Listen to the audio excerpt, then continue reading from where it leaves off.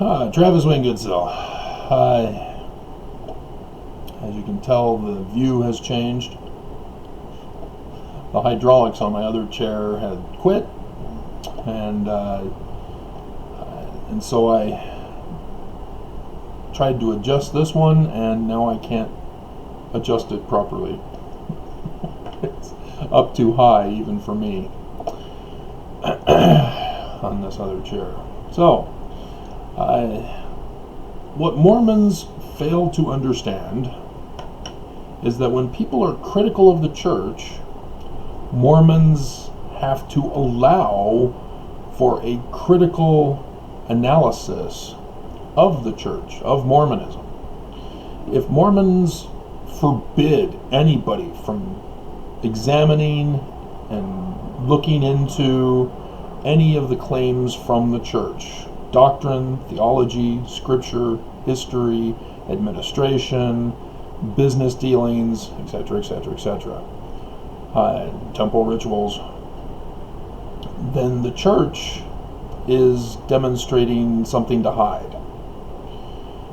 And the church must meet criticism and come through with flying colors if they're going to have legitimacy in the view of the world.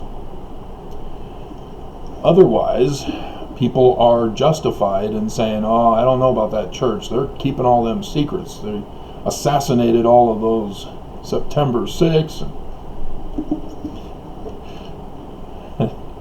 But it doesn't do any good either to fire them and excommunicate them. That doesn't help the cause of Mormonism.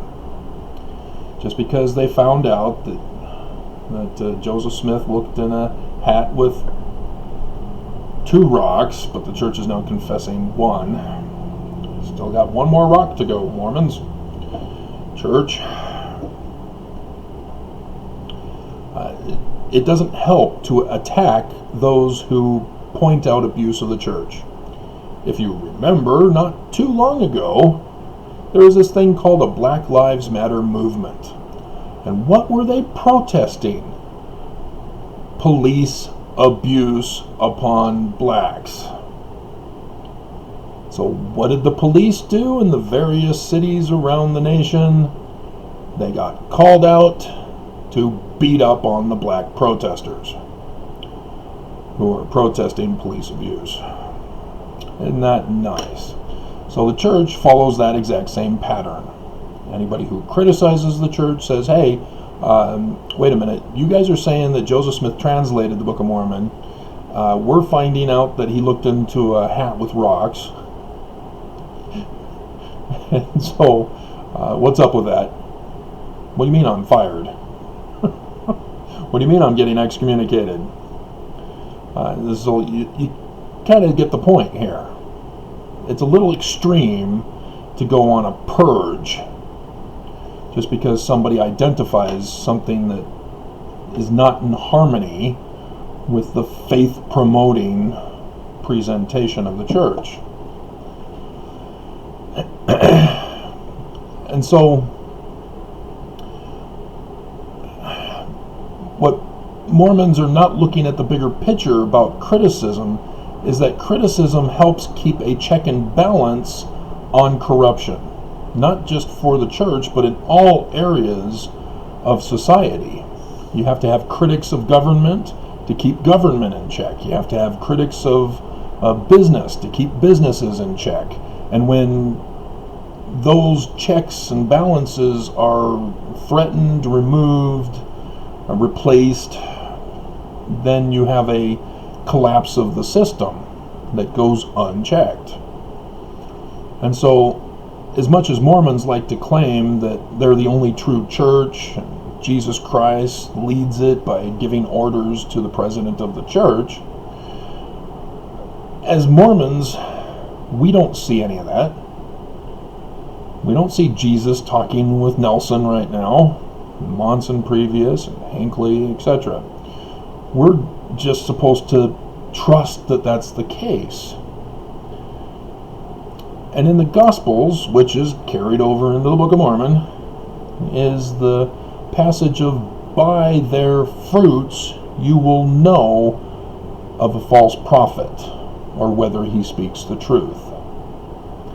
And it's by his fruits, not his seed, using the agricultural metaphor, which agriculture is a hard science, not a pseudoscience, a fake science, of fallacy and unsound argument, apologetics.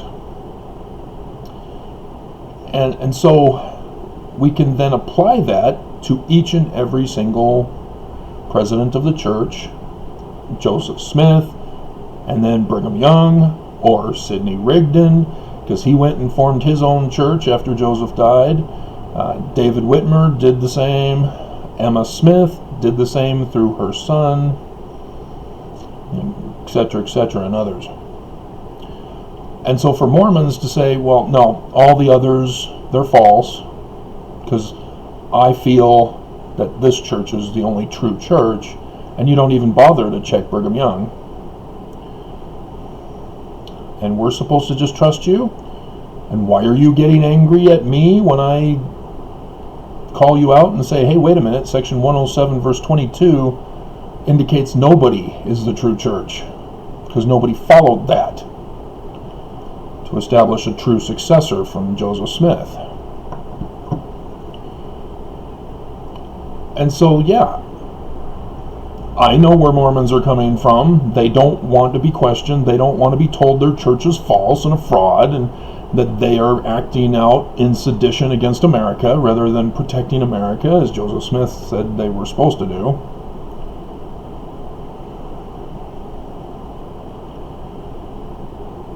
But it's because they will not produce the fruit. They get stuck on the feelings of seed. Continuing with the metaphor. And so the coronavirus, we now know Nelson is pure evil. He wants all of us murdered. You know, the motive for it doesn't matter. The fact is, he's a part of our murder. The coronavirus is worse, and we've got a second wave of a new strain coming in. That's even worse than the first. And Nelson will not shut down the church to save us. He won't spend a single penny of the church's money. He gets it all from donations, additional donations. And even then, he only gives a very minute percentage. That's how you know somebody. And this is an extreme situation. Nelson is causing death as a prophet of God in the church that claims to be the only true church led by Jesus.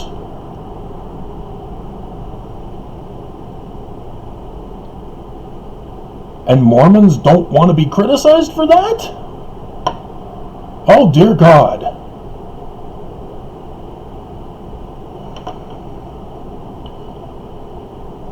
So understand, LDS critics don't take away Mormons' agency. What does agency involve? It involves life, liberty, property, from the Constitution. If I were to lie and say Brigham Young was a space alien from Kolob, and if you pulled off his skin, you'd see the lizard body underneath, and he was a pedophile, not just a sexual deviant, and that under his pizza parlor in the basement, he was holding people hostage, then I would be in the wrong. See, I'm no longer a critic. I'm a liar and a deceiver. So Mormons, when you put a thumbs down, when you spew your hate and your death threats, when you act out death threats,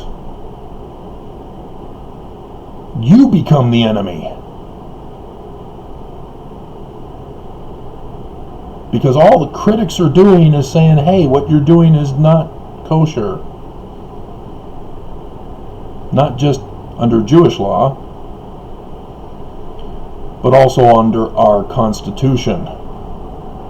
Remember, Article of Faith number 12. We believe in being subject to kings, presidents, rulers, magistrates, in obeying, honoring, and sustaining the law. What is the supreme law of the United States of America? Oh, it's Trump, Travis. We need to take back America and make it great again. No, it's not. It's the Constitution. It is not a party government. It is not individuals. It is not the government. The Constitution is the supreme law. And when you take another person's life, another person's liberty, another person's property, or make threats on the internet, cyberbullying, cyber threatening, putting a thumbs down, even though you're getting away with it because nobody knows who you are, nobody can tell, nobody can see you, only YouTube, you're still in the wrong.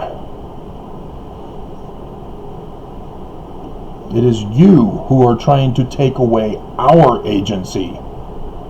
You're trying to silence me, threaten me to be silent, to not speak out against the church, to not expose the church for their crimes, for their corruptions, for their lies, for their deceptions, for their cover-ups. You are in the wrong. You are complicit as you go around the world lying, deceiving, and covering up for the church, bearing false witness. You guys are the enemy. You're the bad guys. And isn't it coincidental that you have him, the father of all lies, his sign at Temple Square, and on the arch of the doorway of the Salt Lake Temple? It's not complicated to put 1 and 1 together and come up with 3. Synergy. The law of synergy. Anything goes in synergy.